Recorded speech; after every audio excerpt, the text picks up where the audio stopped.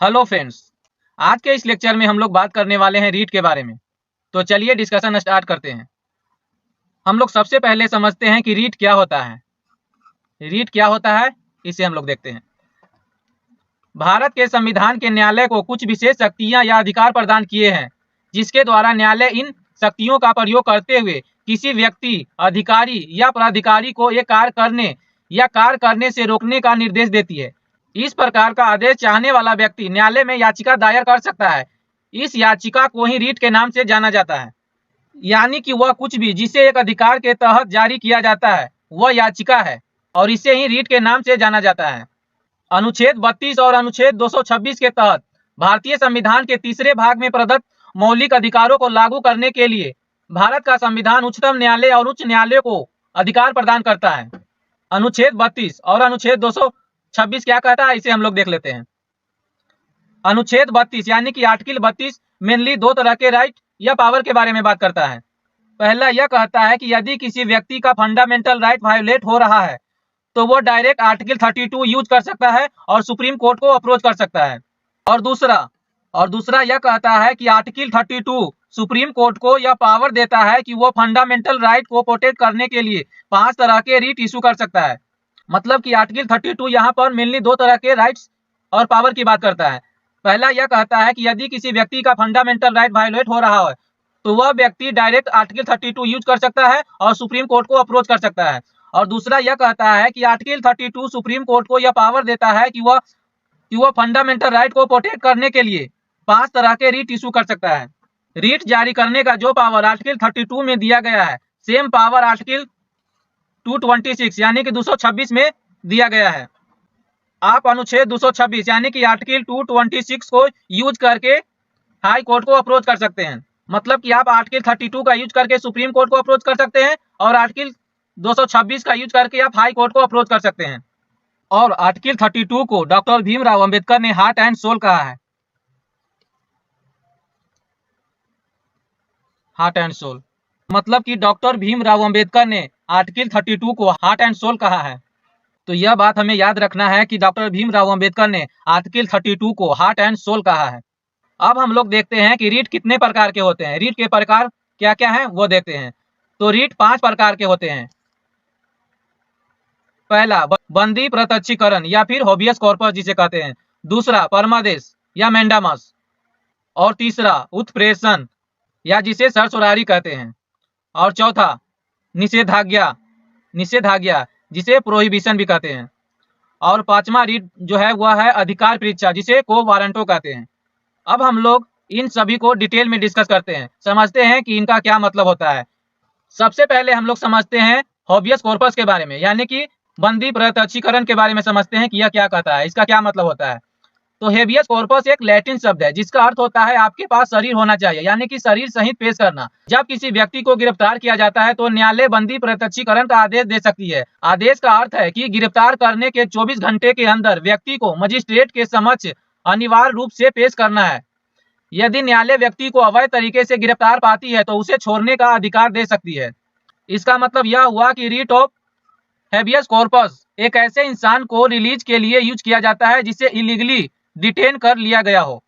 अब हम लोग बात करते हैं परमादेश रीट के बारे में यानी कि मेंडामस रीट क्या होता है इसे हम लोग समझते हैं। मेंडामस यानी कि परमादेश एक लैटिन शब्द है जिसका अर्थ होता है हमारा आदेश या फिर हम कहते हैं बी कमांड।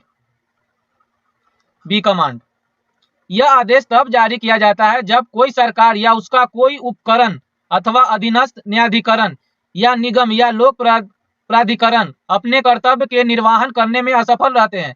तब न्यायालय इस प्रकार के आदेश में कानूनी कर्तव्यों का पालन करने का आदेश देता है। मतलब यह हुआ कि इस रीट के द्वारा आप किसी भी पब्लिक ऑफिशियल को अपनी पब्लिक ड्यूटी परफॉर्म करने के लिए कह सकते हैं। किसके द्वारा? मेंडामस रीट के द्वारा। अब हम लोग बात करते हैं उत्प्रेषण रीट के बारे में यानी कि सरसोरैरी रीट के बारे में समझते हैं कि यह क्या कहता है। सरसोरैरी यानी कि उत्प्रेषण एक लैटिन शब्द है जिसका अर्थ होता है सूचित करने के लिए यानी कि टू बी सर्टिफाइड।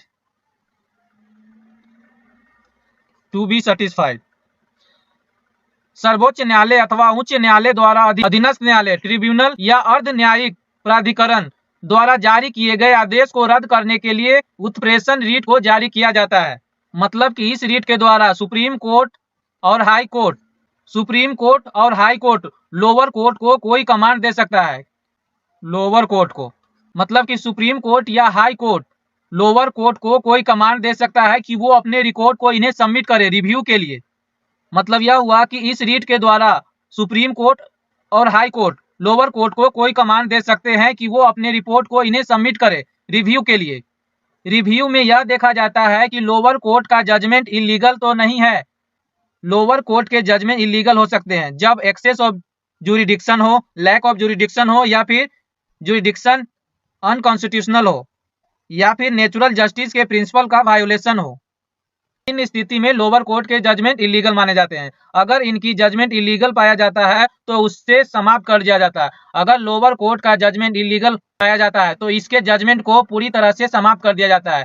मतलब कि इसके जजमेंट का अब कोई वैल्यू नहीं है। अब हम लोग बात करते हैं निषेधाज्ञा रीट के बारे में, यानी कि प्रोहिबिशन रीट के बारे में समझते हैं कि यह क्या कहता है, इसका क्या मतलब होता है। निषेधाज्ञा का अर्थ होता है मना करना या बंद करना।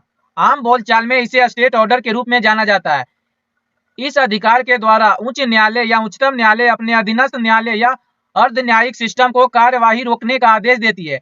इस रीट को जारी होने के बाद अधीनस्थ न्यायालय में कार्यवाही समाप्त कर दी जाती है। उत्प्रेषण रीट और निषेधाज्ञा यानी कि प्रोहिबिशन रीट दोनों सिमिलर है। अब वो कैसे सिमिलर है वो समझते हैं। उत्प्रेषण रीट जो है ये तब जारी किया जाता है जब लोअर कोर्ट के द्वारा जजमेंट सुना दिया जाता है, और प्रोहिबिशन रीट तब जारी किया जाता है जब लोअर कोर्ट के द्वारा जजमेंट नहीं सुनाया गया हो।